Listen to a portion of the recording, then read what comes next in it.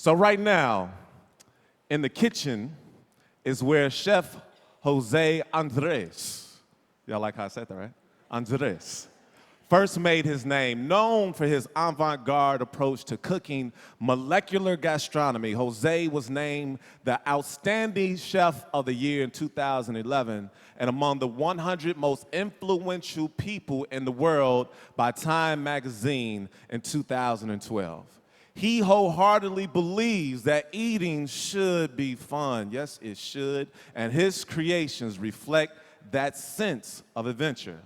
But what really motivates Jose, not just in the kitchen, but in the greater community as well, is his commitment to eating local, making sure that underserved communities have access to good, nutritious, and fun food.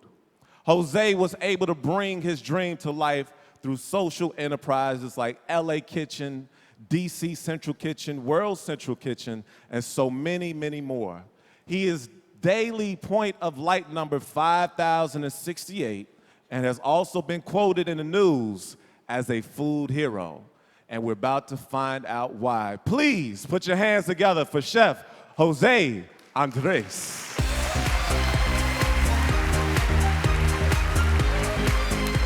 Hi, man. Good morning. Buenos días. Good Spanish. I have an accent, so be ready to listen what I'm about to say. My company is called Think Food Group, and our mission, to change the world through the power of food. Can you repeat it with me? To change the world through the power of food. Wow, this is a bold statement. I only have 20 restaurants. But let me tell you one thing. If we want to change the world, and we want a better world in the near future, let me tell you one thing. We can be bold. We can even look pretentious. Why? Because our world needs us to be a little bit pretentious to really aim high to try to be an agent of change. Yes? So I'm a chef, and I write recipes. And I want my recipes to be followed by many.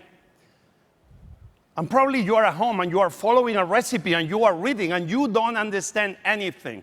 Yeah, that happens. It happens to me all the time. Sometimes those recipes, they've been written wrong. So new recipes must be written to keep moving forward and changing this world of ours. Then you're going to be with a good recipe, but then you're going to have ingredients that are missing. And when you don't have the ingredients, what do? You move to another recipe. Never do this again, people. When you are in front of a recipe and you miss 1, 2, 3 ingredients, you know what you're going to start doing from now on? You're going to start writing new recipes, because new recipes must be written if we want to be changing the world.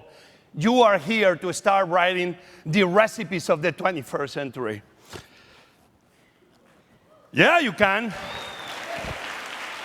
Because that's what we are here, people. We are here because more often than not, many of us, we try to do something and we have a wall. Somebody put a wall. Lately on the news, we hear people saying, I have an idea, I'm going to build a wall. No, the walls are there to be destroyed, to put doors so we can start connecting the we versus the them.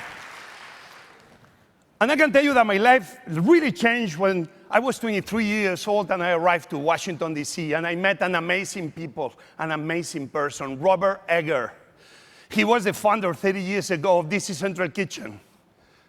And what DC Central Kitchen was all about was to fight hunger, create opportunity. Robert thought that food waste was wrong. So on Ronald Reagan inauguration day, he got a truck and a kitchen they gave him. He took every single food that was untouched from every single party during inauguration day. He took that food to a kitchen, he put it in new trays, and he began delivering with the same truck to different soup kitchens around. Wow. He thought that food waste was wrong and he did something about it. But then he thought, You know what's even worse than food waste? Wasting people. It's not about only wasting food, and we need to do something about it. It's really about making sure that no human life will be ever wasted. So what we did at This Is Andrés Kitchen, simple. We began empowering people. We began giving them a profession. We trained them to be cooks. In the process, we were making sure there was no more waste, and that waste was empowering people for a better life. Robert Egger told me once that sometimes charity is about the redemption of the giver, not the liberation of the receiver. When we give a plate of food alone, we feel good, we liberate ourselves. But the true challenge is making sure we are liberating every one of those people that needs our help. And we do this by training them and giving them a reason to belong to this wall of ours. So Robert Egger was the one that planted the seed in me of saying, Jose, we must be here to step forward and do something. And something with the power of food. So when the Haiti earthquake happened, I had a need to go and see and learn on my own. With my wife, we created a foundation called World Central Kitchen with the same idea, to make sure that food will be an agent of change. So we opened a bakery in an orphanage.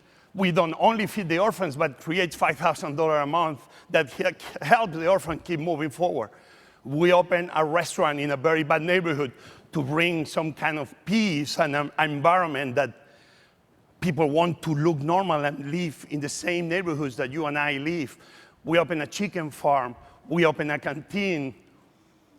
We changed 100 schools, kitchens from charcoal to gas. Today, charcoal probably is one of the biggest problems we have in the world that keeps millions of women kind of almost away from a bright future. Kitchens today kill people. 4 million women a day die. Young girls don't go to school because they have to go to the mountains to pick up wood. They cut trees, erosion, deforestation. The water comes, takes away the topsoil in the farming areas that is supposed to be producing the food to feed a nation. All that dirt ends in the sea, makes the water cloudy. No coral, no reef, no fish, no fishing industry. My father told me that more important than learning how to cook was to control the fire. That's why I've been so happy that through the organization, we've been empowering the life of people with a beautiful fire. All those points of light that you see many times at night when you are landing in places like Haiti of people cooking. So we came with those ideas to make sure that we were empowering people through food solutions. But I went further. I told you about the walls. You know the biggest wall that separates us all is the we versus them. No, people, we are all one. We are all we. And what we did was,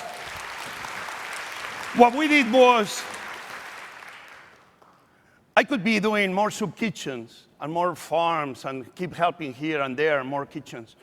But the only thing that will help places far away like Haiti or any other country is by us showing up. But if the only thing you dream about, you think about a place like Haiti is about cholera, destruction, hunger, you will never ever show up. What did we do, 3 friends and myself, to change that perception? We did a documentary called Undiscovered Haiti to bring down the wall of what we don't know about a faraway place. Let me show you what's right now on PBS with National Geographic, trying to bring down the walls of the unknown so together we can do more. Ladies and gentlemen, Undiscovered Haiti. Despite being so close to the United States and on the same island as the Dominican Republic, most people only know Haiti from the devastating 2010 earthquake. These images have become the only story we know about Haiti. But this is also Haiti. Food is at the center of everything here. And nobody knows food like a chef. It's time to discover the real story of Haiti. Are you ready? Yeah, paradise and joy.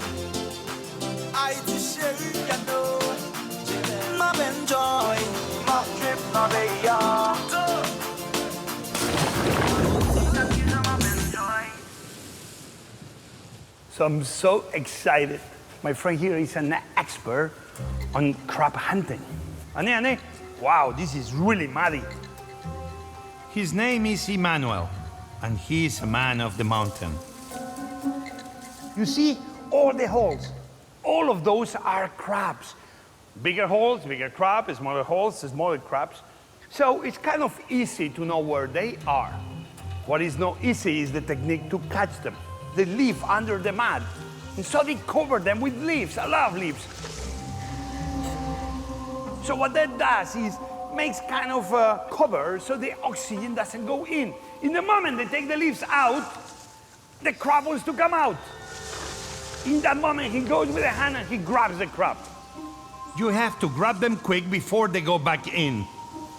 An experienced hunter, Emmanuel carefully grabs the back of the crab so he doesn't get pinched.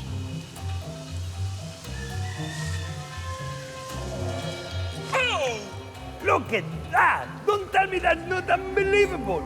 The Citadel was built almost 200 years ago on a sheer cliff by hand labor, designed by people who not only were not architects, who had never been to school, but they imagined this. It remains the most impressive architectural achievement in the entire Caribbean. In 1492, Christopher Columbus landed here from Spain.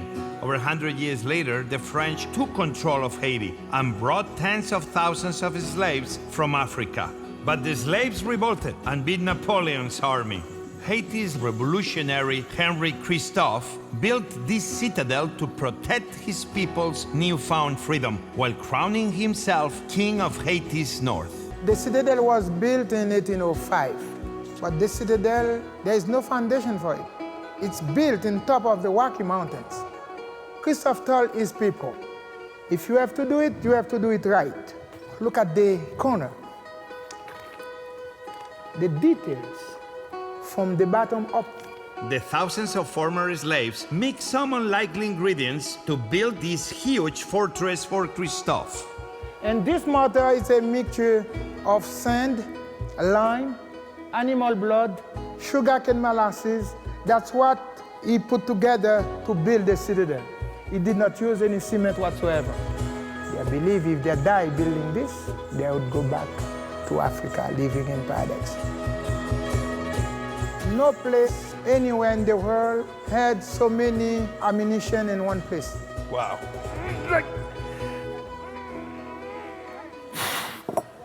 Oh! How this came here? I cannot move it. You see it? That's the determination of the people. And the one you are touching now is a kind of explosive. They are What?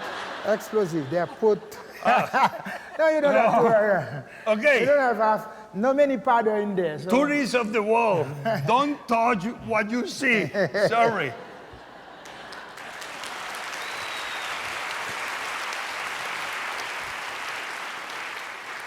As you see, I hope you saw that the documentary like this, in the very unlikely situation that a chef like me could be dreaming of making one. The only thing he's doing is bringing down those walls. Every time every one of you show up in your communities around America or anywhere around the world, the most important thing you're doing is that those walls are going down. And the only walls we will only talk about are the walls to build hospitals, to build schools, to build community centers, to build kitchens that will keep feeding humanity. Thank you very much. Just keep showing up and keep bringing those walls down.